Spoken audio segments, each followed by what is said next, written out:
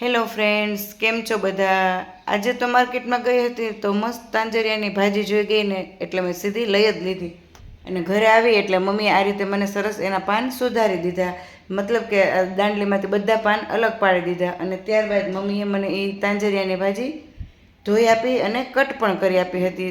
એટલી વારમાં તો મેં અહીં તેલ ગરમ કરી લીધું, રાઈ જીરું એડ કર્યા, હળદર એડ કરી અને મસ્ત 1 ચમચી ખાંડેલું લસણ એડ કર્યું.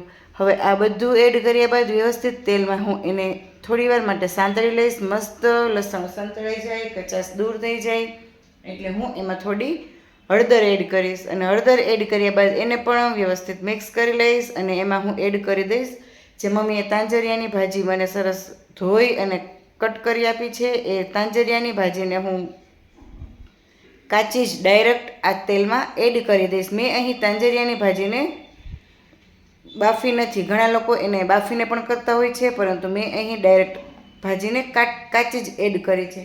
હવે 2-5 મિનિટ માટે હું અહીં એને ખુલ્લામાં જ આ રીતે કન્ટિન્યુ હલાવીને સાંતળી લઈશ.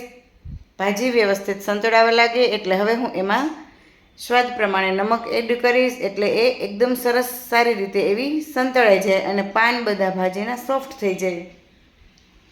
તો અહીં મારી તાંજરિયાની જે ભાજી છે એ સરસ સોફ્ટ થવા લાગી છે. તમને દેખાઈ પણ રહ્યું હશે, જે ક્વોન્ટિટી હતી એનાથી ક્વોન્ટિટી પણ ઓછી થઈ ગઈ છે અને એ સરસ સંતળાઈ પણ ગઈ હતી. એટલે મેં એમાં મારે જેટલું જોઈતું હતું એટલું વઘાર, એમાં જે રસો બને ને એટલું પાણી એડ કર્યું. અને ત્યારબાદ ધાણા જીરું પાવડર, લાલ મરચું પાવડર એ પણ એડ કરી દીધું અને વ્યવસ્થિત મિક્સ કર્યું. ત્યારબાદ 5-1 મિનિટ સુધી મેં એને ઉકળવા દીધું, જેથી કરીને આપણે જે પાણી એડ કર્યું હોય એ સરસ ઉકળી પણ જાય અને તાંજરિયાના જે પાન છે એ પાણી સાથે સરસ સેટ થઈ જાય. હવે આ રીતે એ સારી રીતે ઉકળી રહ્યું હતું અને ત્યારબાદ લાસ્ટમાં મેં એને 2-3 મિનિટ માટે ડીશ ઢાંકીને પણ રહેવા દીધું હતું. હવે ડીશ ઢાંકીને પણ એને મેં બફાવા દીધું અને ત્યારબાદ અહીં મેં ડીશ હટાવી અને ચેક કર્યું તે એ સારી રીતે એવું ઉકળી ગયું હતું. તો હવે હું અહીં ગેસની ફ્લેમ બંધ કરી દઈશ. અને તાંજરિયાની રસાવાળી ભાજી સાથે મેં અહીં ખીચડી પણ બનાવી છે. તો ખીચડી પણ અહીં મારી બનીને તૈયાર હતી એટલે મેં એને ખોલીને આ રીતે સરસ મિક્સ કરી લીધી. અને હવે હું અહીં મારી તાંજરિયાની ભાજી અને ખીચડીની પ્લેટ રેડી કરી લઈશ. તો સૌપ્રથમ તો મેં અહીં ખીચડી લઈ લીધી છે ગરમ ગરમ અને સાઈડમાં લઈ લીધી છે તાંજરિયાની ભાજી મસ્ત રસાવાળી.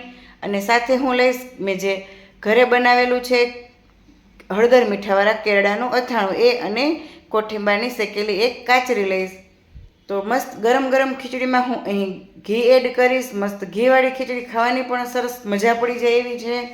તો અહીં મારી ઘીવાળી ગરમ ગરમ ખીચડી સાથે રસાવાળી તાંજરિયાની ભાજી સાથે કોઠીંબાની શેકેલી કાચરી અને હળદર મીઠા અને લીંબુવાળું કેરડાનું અથાણું.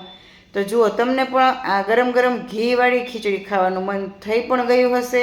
અને ચાલો, હવે મને પણ નથી રહેવાતું તો હું ફટાફટ આ ગરમ ગરમ ઘીવાળી ખીચડી, તાંજરિયાની ભાજી બંને જમી લઉં છું. Thank you for watching.